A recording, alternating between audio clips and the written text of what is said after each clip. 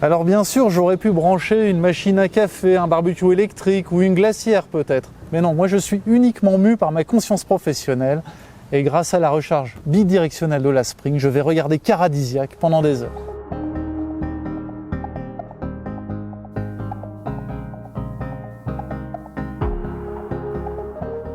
Elle ne fait pas forcément rêver, elle ne vous fera pas gagner beaucoup de followers sur Instagram, et pourtant, la Dacia Spring est l'une des stars du marché automobile. Et à cela une bonne raison, c'est tout simplement la voiture électrique la moins chère aujourd'hui disponible. En ce printemps 2024, elle nous revient dans une version profondément restylée. Et pour mieux apprécier ces différentes évolutions, nous la comparons à sa devancière apparue en 2021.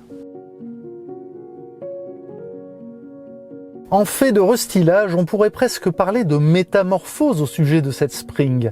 À l'exception du toit, tous les éléments de carrosserie sont nouveaux. Le style s'affine, se dynamise, se modernise et abandonne certains attributs parfois un peu tocs du modèle de première génération, à commencer par les éléments intérieurs chromés ou les barres de toit longitudinales dont la présence ne favorisait pas l'efficience énergétique.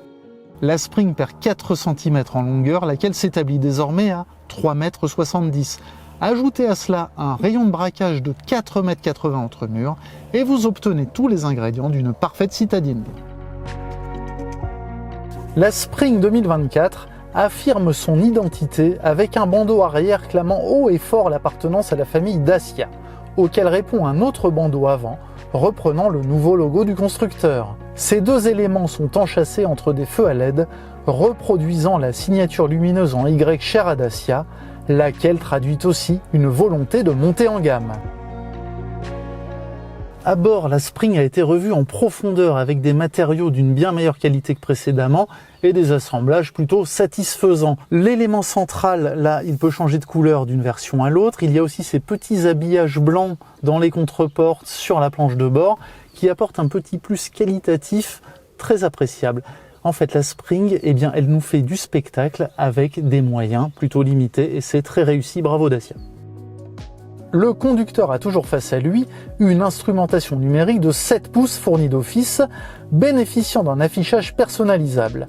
Mais celle-ci se voit complétée d'un écran central multimédia de 10 pouces sur la version extrême, avec navigation connectée. Dacia précise que celui-ci a été placé le plus haut possible, dans un souci de visibilité optimale. Côté équipement, sont fournis en série le freinage automatique d'urgence, la reconnaissance des panneaux, l'aide au parking arrière complétée d'une caméra de recul sur la version extrême, l'aide au maintien dans la voie ou bien encore le système de surveillance de l'attention du conducteur.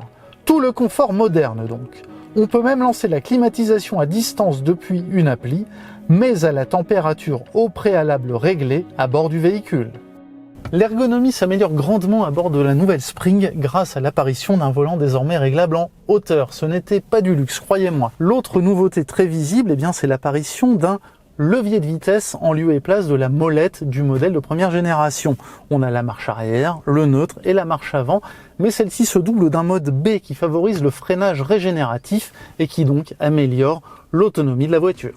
Puisque nous nous trouvons à bord, poursuivons l'exploration pour constater que les cotes d'habitabilité n'évoluent pas, avec des places arrière plutôt à réserver aux enfants. Par ailleurs, Dacia évoque un volume de coffre qui progresse de 6%, mais franchement, on ne voit aucune différence avec l'ancien modèle.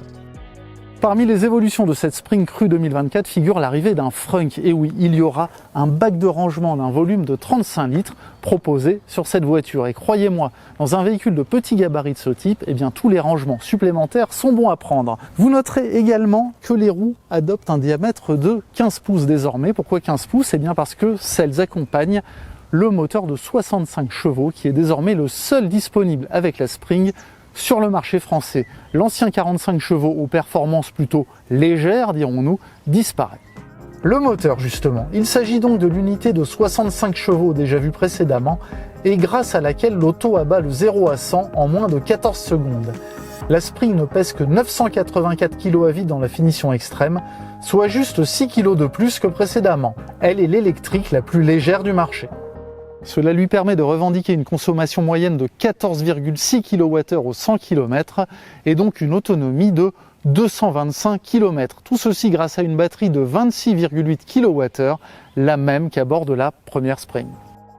La nouvelle Spring est équipée en série d'un chargeur en courant alternatif 7 kW qui permet une charge de 20 à 100% de la batterie sur une prise domestique en moins de 11 heures ou en 4 heures sur une Wallbox 7 kW. Un chargeur en courant continu 30 kW est disponible en option pour une charge rapide de 20 à 80% en 45 minutes. À noter enfin, et c'est tout nouveau, la disponibilité sur la version extrême de la capacité de recharge V2L qui permet d'utiliser la voiture comme source d'énergie électrique. Les tarifs de la Spring sont assez simples puisque la gamme démarre à 18 900 € pour la version Expression, 18 900 € ou 111 € par mois sur 36 mois après un premier rapport de 5 000 €. Et la version extrême haut de gamme qui nous intéresse plus particulièrement aujourd'hui s'affiche quant à elle à 19 900 €. Cette somme est inférieure de 2 400 € à celle de l'ancienne Spring Extreme et cette baisse de prix bien tangible, eh bien, elle permet de faire passer la pilule de la disparition du bonus de 4 000 € auquel la Spring avait droit jusqu'ici. Les commandes de la Spring sont ouvertes depuis le 9 avril et pour notre part, nous vous donnons rendez-vous au début du mois de juillet sur Caradisiac pour les premiers essais de la voiture. Une voiture qui sera livrée à partir du mois de septembre aux premiers clients.